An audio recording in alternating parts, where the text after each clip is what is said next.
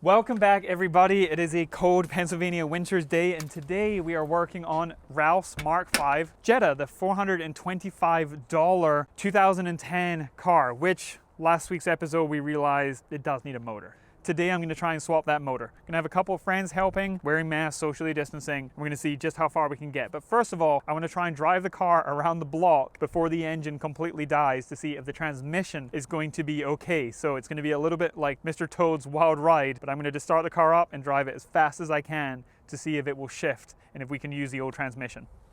Okay, the car, this thing will only run on warm up. So as soon as the engine gets hot enough, it will simply switch off, so I might get stuck in the back alley, manual shifting, third gear. Hey, you know what? This transmission feels pretty good already, so now I just have to make it down and back before it breaks down, or else I have to push it.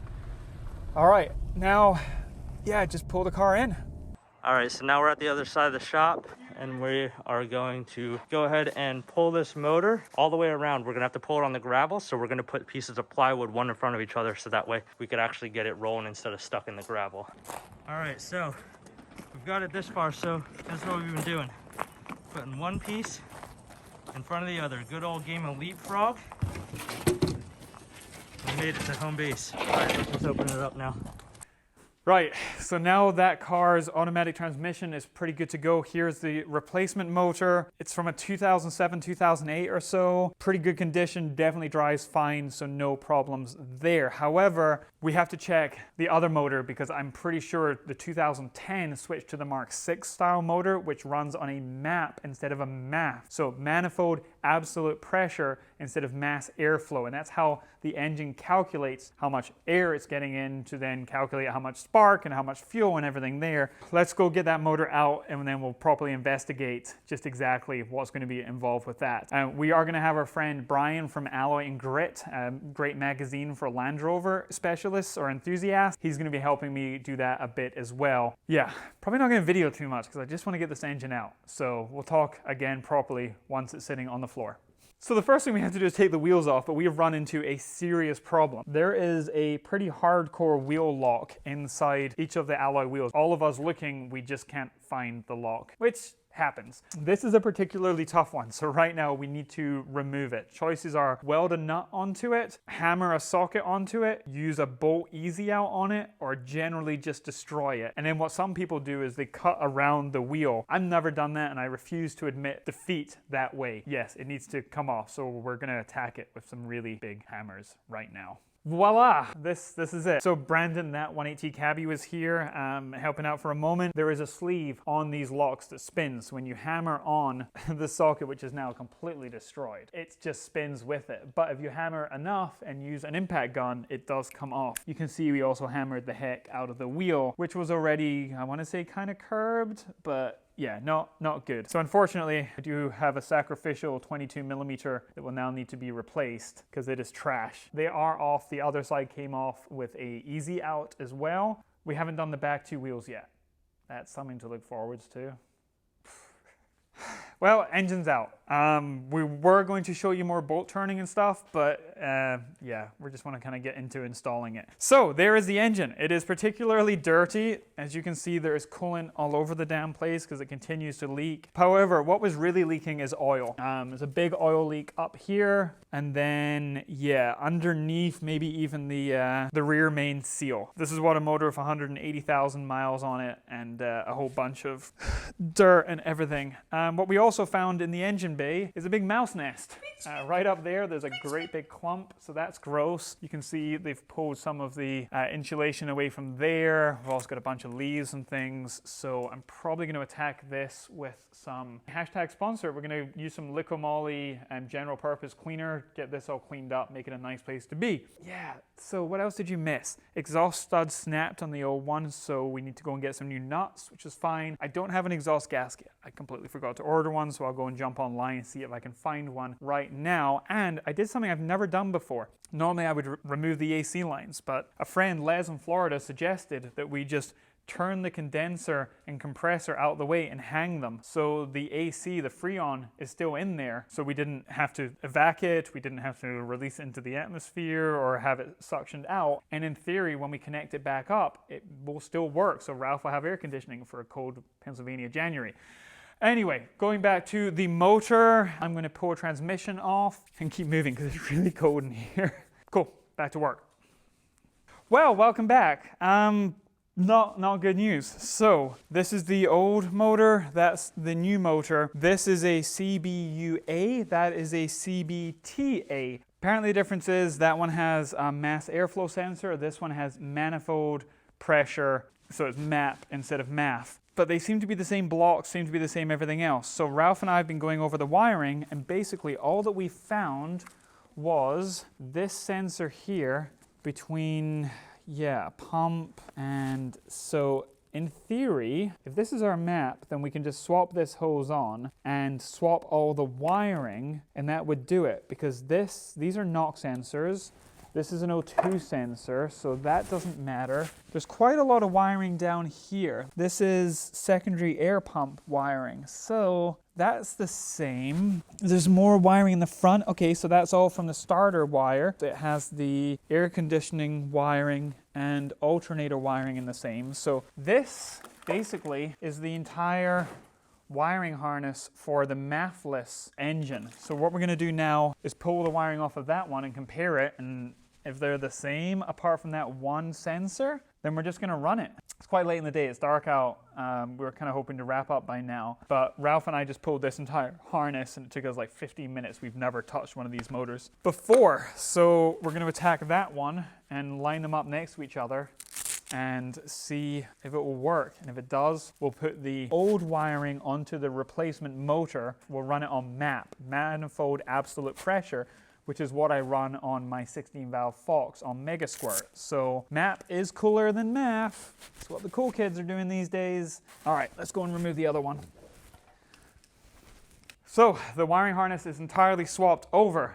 We did swap over the sensor for the MAP, which I assume is that one. And then it was also a different sensor. Where was it? Yes, on the side of the intake there. So that could actually be MAP. But either way, two different sensors there that we swapped in. Everything else looks the same.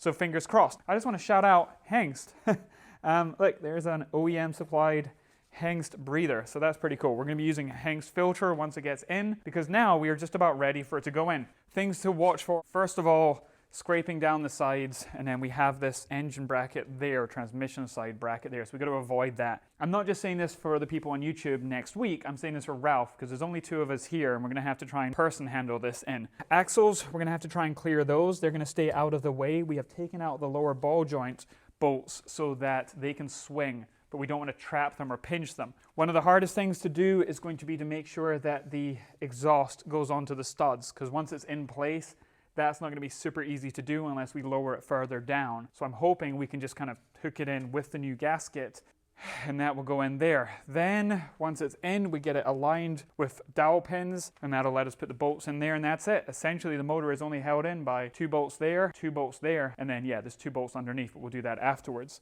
Don't hit the axles, don't hit the AC lines, don't scratch the hell out of the frame rails, and get the exhaust in place without smashing the axles. Sounds easy. Unfortunately, I don't have a transmission leveler, so we're just going to be kind of balancing it and fighting it, the two of us. So Ralph's going to put the camera down, I'm going to put my face mask back on, and we're going to try and put this in. If this cuts to, oh my god, the engine's broken, then we messed up. If it cuts back to me tightening 4 bolts, much better.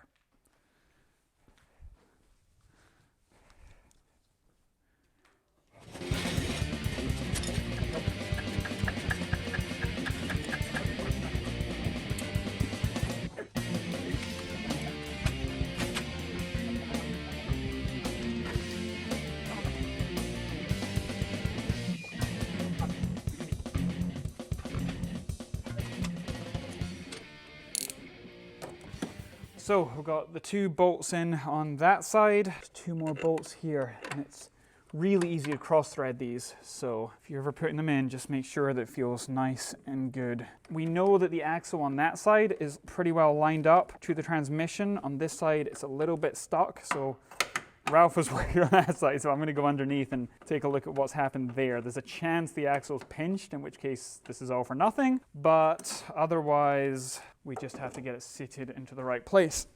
We'll see if the engine falls out. It will rock back and forth. That's what the dog bone mount is for. Before I do that too much, I'm going to go underneath and make sure that the axle is okay. That sounds like a exhaust crunching a little bit. No, the axle's good. Now the axle now is in, and the exhaust actually looks pretty damn good. What I might do is have Ralph go underneath here as I let go of the engine mount up top, and hopefully the exhaust can just kind of swing into place. That's it. Everything is where it's meant to be. The two axles are not connected yet, but they are in, and we have, yeah, the engine is now held by the mounts, which, if you remember 30 seconds ago, are not tight. So we're just going to get the lift out of the way, get the jack under there. The lift was holding it at a funny angle, so I don't want to torque the bolts when it's at that weird angle. So this will let me lift it from underneath and support it in the correct spot. So you see there where I'm lifting, and now it's sitting nice and level, and you can see it's opened up that bolt. So that's what we're going to torque down right now. We are just about finished. Brandon at that 180 cabbie is back and helped put in the axles and finish up because it is 9 o'clock at night. Actually, I'm going to leave the wheels off the ground for a moment. Transmission is not set. The shifter is loose, so it's a 10 mil. It's in neutral currently, so we need to put it into the matching gear. Otherwise, we think we're done. It's almost ready to fire. I just don't want it to be in drive. All right, Mr. Toad's Wild Ride if the wheels are touching. And people of the internet, now place your votes. Are we going to have a terrible, terrible noise, or is it going to start? Nope. That was a bad noise.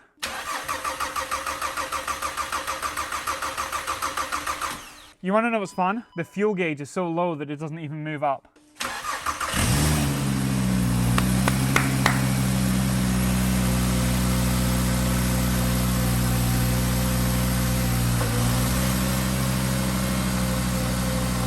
Are the wheels spinning? This is drive, so the wheels should spin. The wheels aren't spinning. This is neutral. Are the wheels spinning? No.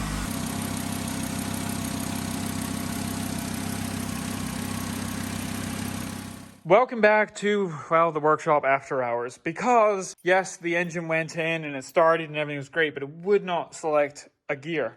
So I've been putting Lick-A-Moly Top Tech 1200 in, trying to get fluid into it, but it turned out that wasn't the issue. We believe it was the torque converter.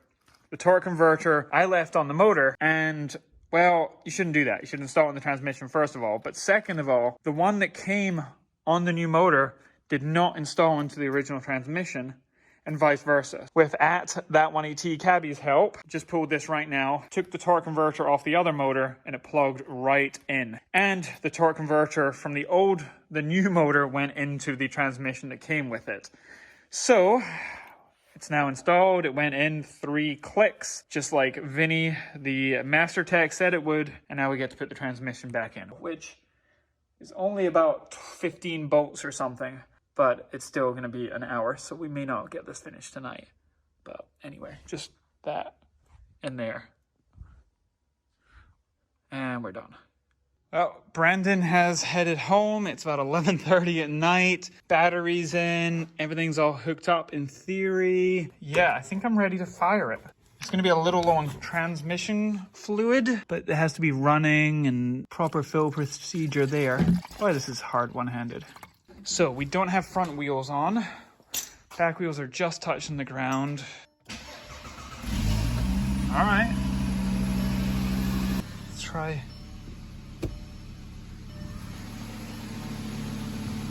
Nothing. Nothing at all. Nothing from the transmission at all. Well, that sucks. Well, it's the next morning and more transmission fluid going in via this kind of DIY setup, but as you can see, it's actively flowing. It's kind of slow, but it is going in. So hopefully this will help and not just overflow the transmission if it already has enough fluid and there's something else wrong with it. But this is what we're trying. Fingers crossed.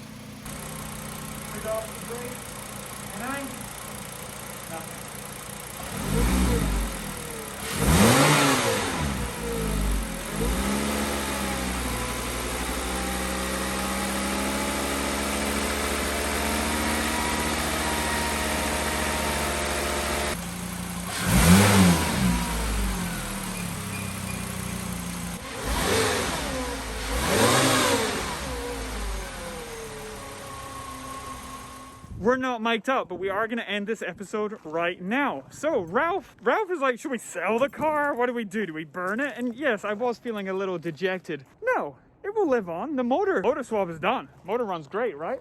Motor starts up, fires, sounds great. Sounds amazing. So yeah, we fixed the motor, but now we have a broken automatic transmission. And unfortunately, I don't work in automatic transmissions. I never have. But Ralph, walk with me. I wanna give you a surprise. Because Ralph's, a little dejected, like, we don't want to end this on a low note. Well, let's end this on a beeping high note. My daily driver. All right, Ralph, you want to drag that box out? Yeah. It's pretty heavy. Yes. Any idea what it is? No idea. Well, just rip it open, just shred it. There you go, Merry Christmas.